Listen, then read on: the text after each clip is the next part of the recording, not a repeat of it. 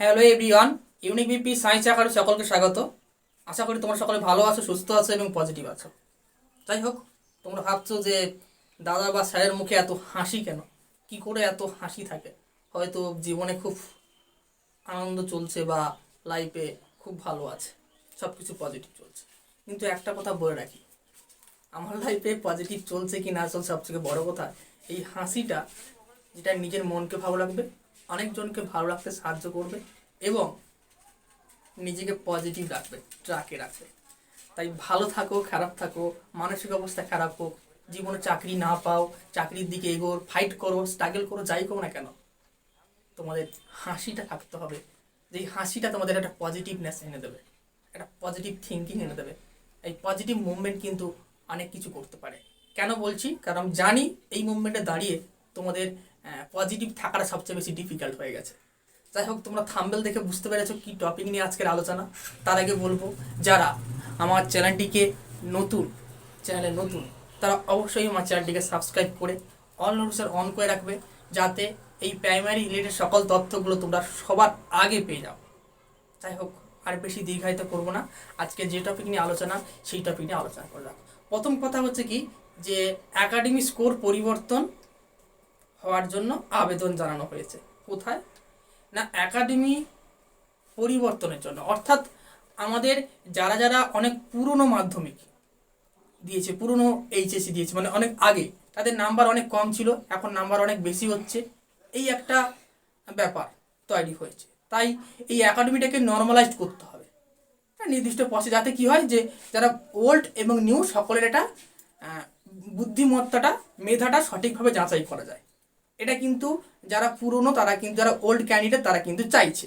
ঠিক আছে, সেই কারণে তোমরা সকলেই জানো যে মাধ্যমিকের উপর 5 নাম্বার থাকে, উচ্চ মাধ্যমিকের উপর 10 নাম্বার, ডিএলএড এর উপর নাম্বারের উপর 15 নাম্বার থাকে, এবং টেট পরীক্ষা যা পাস করছে তার উপর 5 নাম্বার থাকে। এরকম করে করে বারো বারো আরও অন্যান্য রয়েছে, যেমন ইন্টারভিউর উপর 5 নাম্বার, অ্যাপটিটিউড টেস্টের উপর 5 নাম্বার রয়েছে, হ্যাঁ, এক্সট্রা কারিকুলাম সেটার জন্য 5 নাম্বার রয়েছে, এরকম করে ভাগ রয়েছে। কিন্তু আজ থেকে প্রায় 2010-এর আগে যারা মাধ্যমিক দিয়েছে, বা 2012-এর আগে যারা মাধ্যমিক দিয়েছে, তাদের যারা নাম্বার ছিল বা এইচএস দিয়েছে, সেই নাম্বারের ভিত্তিতে যদি করা হয়, এখনকার নাম্বার কিন্তু অনেকে খুব বেশি বেশি পাচ্ছে। তাহলে মেধাটাকে সঠিকভাবে যাচাই করা হবে না। এটা এক দলের মতামত, আমার নিজস্ব মতামত কোনো বলছি না। সেই কারণে একদল, একটা মানে গোষ্ঠী বলতে পারো, গোষ্ঠী বলা যাবে না, একটা দল, হ্যাঁ, সাম্য মঞ্চ থেকে একটা দল, হ্যাঁ, তারা 2022-এ পাশ করে আছে অনেকে। আবার তারা কিন্তু পর্ষদের কাছে গিয়ে এই ব্যাপারটা জানিয়েছে এবং আবেদন দিয়েছে যে যারা ওল্ড ক্যান্ডিডেট তাদের নাম্বারটা যাতে কোনোভাবে নর্মালাইজড করে নিউদের সঙ্গে সমান করা হয়। ঠিক আছে, এই আবেদনটা পর্ষদের কাছে জানানো হয়েছে। প্রথম কথা, আবেদনটা জানানো হয়েছে। এবারে সেকেন্ড কথা হচ্ছে কি, এই আবেদনের ভিত্তিতে পর্ষদ কি পদক্ষেপ নিতে চলেছে, কি নিতে পারে, সত্যি কি নর্মালাইজড করা হবে, বা সত্যি কি একাডেমিক স্কোরের কোনো পরিবর্তন করে ওল্ড আর নিউদের সমান করার জন্য কিছু ভাবা হবে, নাকি যেমন রয়েছে তেমন চলবে? এটা একটা বড় কোটি টাকার কোশ্চেন। আর এই কোশ্চেনের অ্যান্সার আমি আশা করি তোমরা সকলেই জানতে চাইছো। কিন্তু এই কোশ্চেনের অ্যান্সার যদি আমি দিয়ে দিই, একটা মন করা হয়ে যাবে। আবেদন জানানো হয়েছে, পর্ষদ আবেদনটা নিয়েছে, যেটুকু তথ্য সঠিক সেটা আমার দেওয়া কর্তব্য। তারপরে কি হবে না হবে শেষের দিকে বলছি যে কী হতে পারে। পর্ষদ কিন্তু নিয়েছে আবেদনটা, এবং নিয়ে একদম ওপর মহলে, ওপর দপ্তরে এটা নিয়ে ভাবনা চিন্তা করার জন্য কিন্তু পাঠানো হয়ে গেছে।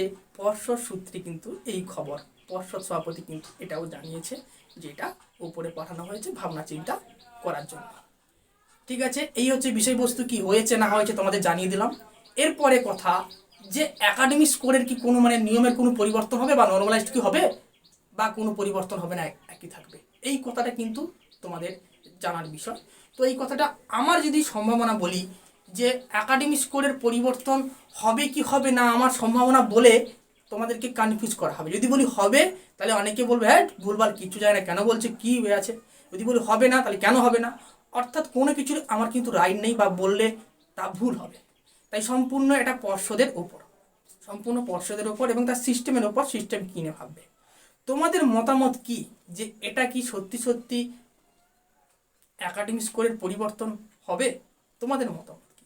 যে একাডেমিক স্কোরের পরিবর্তন হওয়া উচিত কি উচিত নয়, ঠিক আছে, সেটা নিয়ে অনেক তথ্য দ্বিমত থাকতে পারে, কিন্তু এখনও মনে হচ্ছে যে একাডেমিক স্কোরের পরিবর্তন হওয়ার সম্ভাবনা একদমও ছিল না ইন্টারভিউর আগে, কিন্তু এখন একটু সম্ভাবনা হলেও তৈরি হয়েছে। এটুকু বলতে পারি যে একাডেমিক স্কোরের পরিবর্তন বা নর্মালাইজেশনের পরিবর্তন সামান্য হলেও এই সম্ভাবনা কিন্তু তৈরি হয়েছে।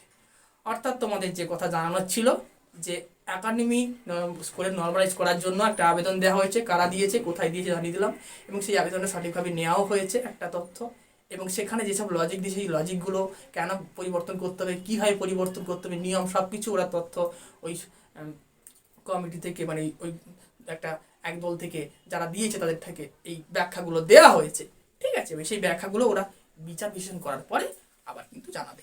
তো যাই হোক, আশা হচ্ছে যে পরবর্তী খুব তাড়াতাড়ি এই একাডেমিক স্কোরের পরিবর্তন হবে কি হবে না জানা যাবে, তবে একাডেমিক স্কোরের পরিবর্তন হওয়ার সম্ভাবনা কিন্তু একদম উড়িয়ে দেওয়া যাচ্ছে না, এটুকু বলা যেতে পারে। এরপরে যে কোনো খবর চলে এলে একাডেমিক স্কোর যদি পরিবর্তন হয়ে যায় সবার আগে এই চ্যানেলে চোখ রাখবে, তোমরা সকলেই এই তথ্য পাবে। তৎসঙ্গে কবে ইন্টারভিউ ডেট দিয়ে দিলে, নোটিফিকেশান বের করে দিলে, ইন্টারভিউ সংক্রান্ত ক্লাস, কবে টেট নতুন করে হবে সেই সংক্রান্ত ক্লাস, সকল কিছু এখানে প্রোভাইড করা হবে। যদি তোমরা সকলে এই সব কিছু এখান থেকে পেতে চাও, উপকৃত হতে চাও, ভরসা করতে পারো এই ছোট্ট চ্যানেলটির উপর। তোমরা চ্যানেলটিকে সাবস্ক্রাইব করে রাখো, পাশে থেকো, সুস্থ থেকো, আর সব থেকে বড় কথা শরীর মন সব কিছুকে ভালো রাখো এবং পজিটিভ থাকো বন্ধুরা।